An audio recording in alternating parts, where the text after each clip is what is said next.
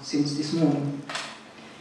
And then I found some different sources explaining what they have found in their testing of materials that come from chemtrails. And of course there's the barium and the chaff, and the thorium and the cadmium, and desiccated blood and plasma cells, mold, spores, yellow fungal mycotoxins.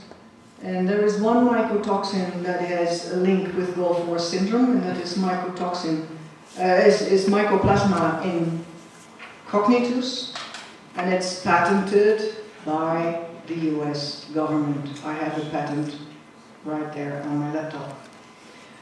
Polymer fibers and ethylene dibromide. And this is Glenn Boyle. He finds exotic strains of bacteria, conductive metals, blood cells, carbon powders, sedatives, nanoparticulates, crystalline substances, alumina particulates, barium powders, polyethylene, silicon fibers, and modified molars again. And this is several authors who mention what they find. And these are the toxic limits. How much over the toxic limits tests in Phoenix showed what's in the air. Amazing. 28,000 times more iron, 64,000 more aluminum. These are crazy numbers. Toxic metals. And this is, I go through the metals that I just mentioned, and you can read for yourself. I mean, somewhere this presentation will be recorded, so don't try to write it down, because I'm not going to read it either, all of it, but just, if it's on DVD, just put the DVD on hold to read it. The important thing with aluminum is that it's an electroactive substance. That means that it changes the polarity in our cells and bodies, and there is a big danger, because amino acids and proteins will fold in a different way, so they will have a different effect in the body. And again, all these substances are on top of what is already in our system through vaccines and medications and this and that and the other, food. And I have the number of how much more it is apparent in the Phoenix air test. I put these numbers again with the metal. We have barium here. It gives breathing difficulties, blood pressure problems, kidney and heart damage, and there is a link with MS, multiple sclerosis. And it's 278 times above the limit. Cadmium gives a lot of awful things, but also reproductive failure and possibly infertility. And there is basically three things that I find all over the place when I'm researching vaccines or medicines or whatever, and they are trying to make us stupid, they are trying to make us sick, and they are trying to make us infertile. Those three things are always the things that I find. Nickel doesn't make you very happy either. 169 times above the limit. Chromium, very important in diabetes, in the blood sugar thing, but then in a different way, in a different sense than as a metal like this, of course. Thorium, breathing in a massive amount is lethal. And then we go to the non-metal toxins, ethylene dibromide. You get depression and collapse, or even death if you inhale too much of it. And again, damage to sperm cells in the testicles. And then we go to the mycotoxins of fungi and molds. And the most common ones are Aspergillus, Penicillium, and Fusarium. And they have estrogenic effects, and they can give you cancer, and they can change your genetic makeup.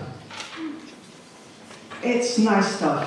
These molds and toxins give toxic syndromes in all mammals and humans. And an interesting point that Bill Deagle again made was that the H5N1 cases in China in 2007 were found exactly beneath the flight paths of British Airways jets. Interesting. This was a beautiful day.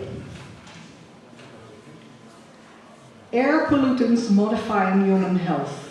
It's very dangerous stuff. Inhalation of some particulates can cause some genes to become reprogrammed, affecting the development and outcome of cancers. 85% of biowar research has been on mycobacteria and fungi, and they have also these particulates that they spread, these spores like that. Interesting drinking with the thing. The EPA says completely liquid aerosols or solids suspended in liquid mixtures. And then the American Cancer Society has this little picture, and in another scientific article I found that nanoparticles in the human body are worse than asbestos, worse than the people who got these lungs full of asbestos.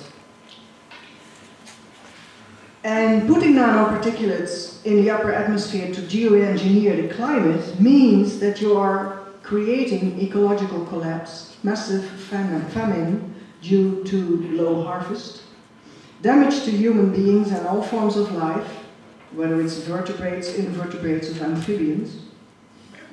And there is nanoparticles in the brain, an article in Nature. Nanoparticles, tiny lumps of matter that could one day be used to build faster computer circuits and improve drug delivery systems, can travel to the brain after being inhaled. So now we know where they're going.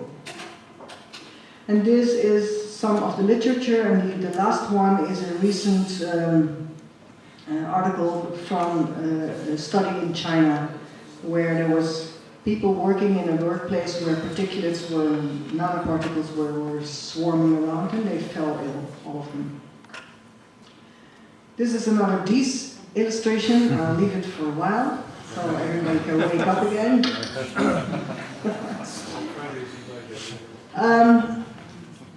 Chemtrail effects on humans. There is a worldwide scenario. It's all over the place, but it differs from place to place what exactly is going on. But we see heavy metal poisoning, sinus infections, pneumonia, immune deficiencies, cancer affecting the mind. People report a metallic taste. Sometimes when I come home late at night and I step out of my car, I smell this smell, and it's between chemical and plain dirt, like the toilets here are smelling sort of because they broke down. But it's a very peculiar smell, and I recognize it anywhere. And sometimes even when I'm driving, I think, uh-oh, and then I can smell it because the air comes into my car. And yes, then we come to a very important thing, and that's Morgellons. And I'll talk more about that. Morgellons, chemtrails and Morgellons disease, are they a connection? Well, yes. Imagine having these things in your body. And these things are not of this world, in the sense that specifically that one is not a form of science that we can do. It's hundreds of years ahead of what we can do. And there is a good definition of Morgellons disease. It is scalar, silicon-based nanomachine life forms that can change the biology of those on Earth.